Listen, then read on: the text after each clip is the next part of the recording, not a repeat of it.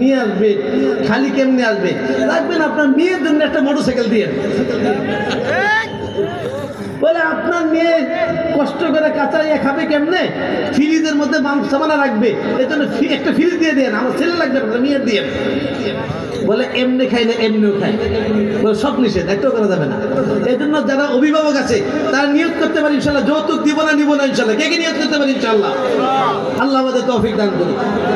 সম্মানিত হাজিরিন, এই জন্য আমি অমুসলিম ভাই বোনদেরকে বলবো, দেখুন ইসলাম সবচেয়ে সহজ। বিবাহ ইসলামের মধ্যে একটা ইবাদত, কোনো উৎসব নয়। এই একটা ইবাদত আজকে আপনাদের মজলিসে প্র্যাকটিক্যাল আমল হবে ইনশাআল্লাহ। এই জন্য অমুসলিম ভাইদেরকে বলবো, এই আমলটা শিখে হলেও আপনারা এই আমলের উসিলায় জাহান্নামের আগুন থেকে বাঁচতে পারবেন। আমি আপনাদেরকে দাওয়াত দিচ্ছি, আমরা আপনাদের মহব্বত করি, ভালোবাসি। আমি যতদূর জানি আমাদের এই আওয়াজ অনেক অমুসলিম ভাই বোনদের কাছে যাচ্ছে। আমি আপনাদেরকে হাত জোর অনুরোধ করি, দেখুন মরার পরে চিরস্থায়ী জাহান্নাম যেতে হবে। আপনারা আমাদের এই প্রতিবেশী, আমাদের মহব্বতের মানুষ।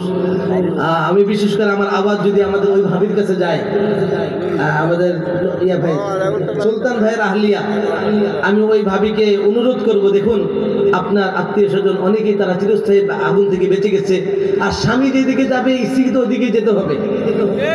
এই জন্য আপনাকে যদি হিন্দু ধর্ম মানেন, হিন্দু ধর্মের নিয়ম, হিন্দু ধর্মের একটা নিয়ম ছিল সতীদাহ প্রথা। সতীদাহ প্রথা কেন?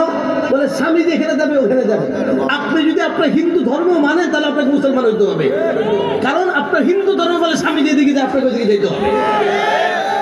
এই জন্য আমি আপনাদেরকে ভালোবাসার সাথে দাওয়াত দিচ্ছি, এবং অন্যান্য অমুসলিম ভাই বোনদের কাছে যাদের কাছে আওয়াজ যাচ্ছে তাদেরকে আমি ভালোবাসা মন থেকে, দিল থেকে আওয়াজ আপনাদেরকে একটা আয়াত শোনাচ্ছি।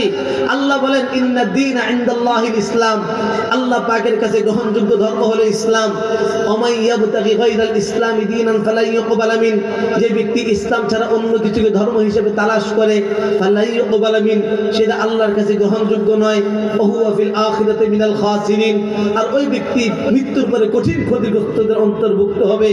আমি নিশ্চিত জানি আপনারা যদি এই অবস্থায়, ঈমান ছাড়া অবস্থায় মারা যান, আপনারা চিরকাল জাহান্নামে যাবেন। আমি আপনারা যেন আমার বিরুদ্ধে কাল কিয়ামতের দিন নালিশ না করতে পারেন, আমার গলা বাঁচানোর জন্য আপনাদেরকে ইসলামের দাওয়াত দিচ্ছি। আপনারা পরকালে আগুন থেকে বাঁচার জন্য, আপনারা চিরস্থায়ী আগুন থেকে বাঁচার জন্য ইসলাম কবুল করুন।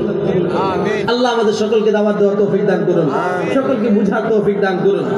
এখন বিবাহ হবে, আমার ওয়াদা হয়ে গেল ফাঁকে, হ্যাঁ, এবং আমার হক আদায় হয়ে গেল।